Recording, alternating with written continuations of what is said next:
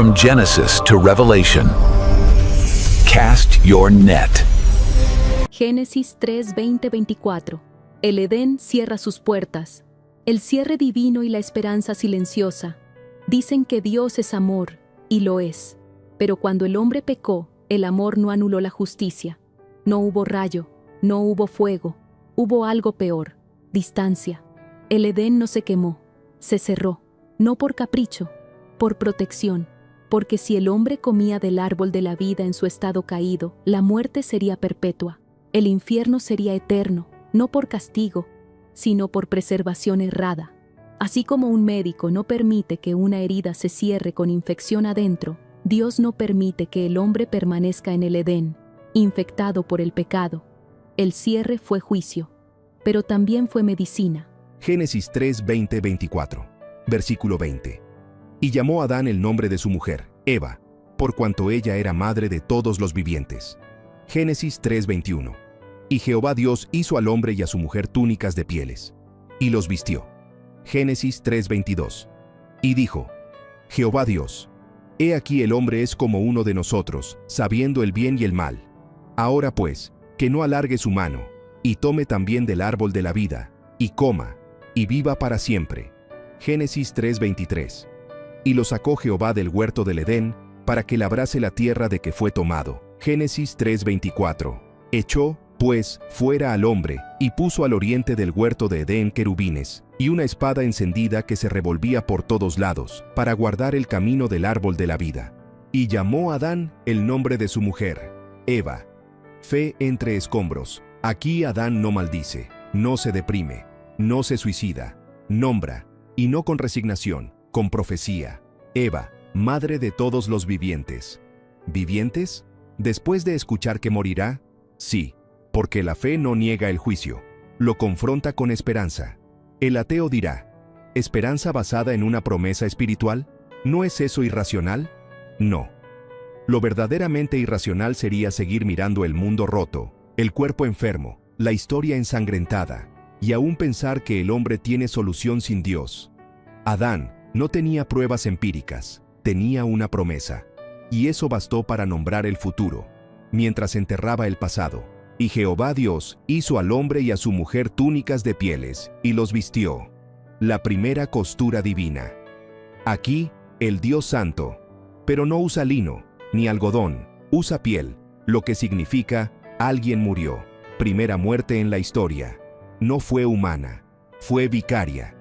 Una criatura inocente muere, para cubrir a culpables. La teología de la cobertura comienza aquí. El pecado no se procesa con terapia, ni se supera con meditación. Se cubre con sacrificio. Y este acto silencioso es el eco anticipado de la cruz. En oncología no se trata el cáncer con cremas cosméticas. Se necesita quimioterapia radical, cirugía, sangre. Y Dios, el gran médico, no trata el pecado con autoestima. Lo trata con muerte sustitutiva. El pensamiento secular dirá, ¿qué clase de Dios exige sangre? Pero la historia humana se ha contado siempre en sangre. Toda civilización que buscó redención lo hizo con altar. La pregunta no es si hay sangre. La pregunta es quién la derrama, el culpable o el inocente. En este caso, Dios derramó primero.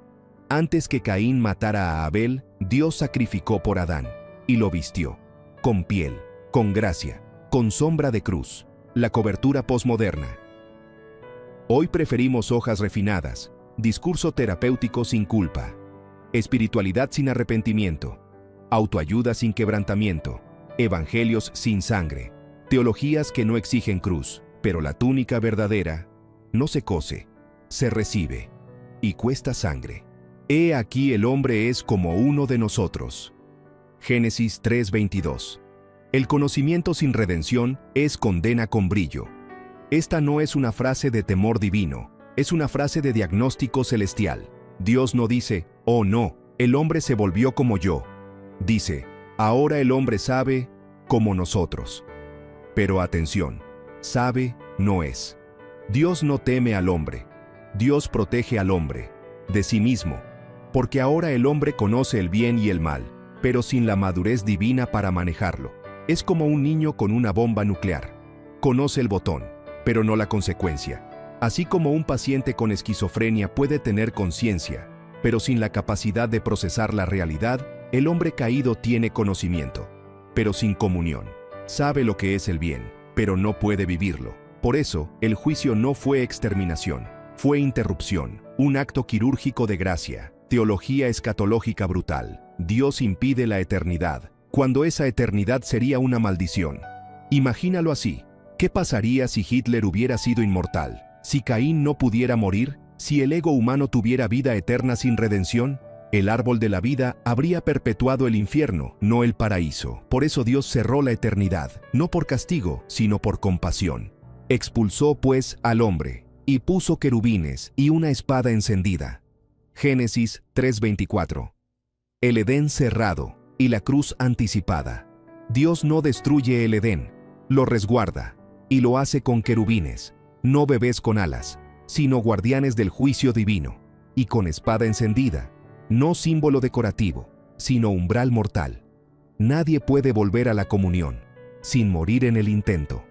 Aquí nace la gran tensión del Antiguo Testamento. El hombre quiere regresar, pero el camino está bloqueado por santidad. La radiación no se odia, simplemente no se puede tocar sin protección. La santidad de Dios es igual. No odia al pecador, pero lo destruye si se acerca sin cobertura. La espada encendida apunta a una sola cosa, al que vendrá a recibirla. No la esquivará, no la negociará, la absorberá en su costado, y ese es Cristo. La cruz no es solo perdón, es acceso reabierto. La espada que bloqueó a Adán se clavó en Jesús. ¿Dios echó al hombre o lo protegió de sí mismo? ¿Qué clase de Dios echa a sus hijos de casa? La misma que los cubre antes de echarlos, la que interrumpe el proceso para que no se vuelva irreversible. La fiebre expulsa al virus, el cuerpo sufre, sí, pero es protección, no castigo. Del mismo modo, la expulsión del Edén no fue una venganza divina, fue una barrera de misericordia, porque el problema no fue que Dios cerró el Edén, el hombre ya había salido de Dios, mucho antes. El Edén se cerró, la espada flamea, pero detrás del juicio, Dios dejó una pista, un retazo, una prenda, una túnica sangrante, y esa prenda grita más fuerte que la expulsión. No estás solo, no estás desnudo, no estás perdido para siempre, porque el Dios que juzga también teje cobertura con sus propias manos. Y la cruz no es solo un invento del Nuevo Testamento, es la resignificación de esa piel, del primer sacrificio, del amor, que cubre vergüenza con sangre.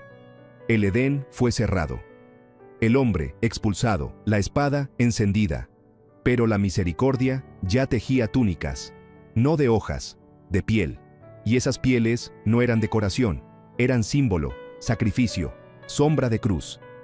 La expulsión no fue el fin, fue el principio del regreso, y el que abriría el camino no lo haría con fuerza, sino con sangre.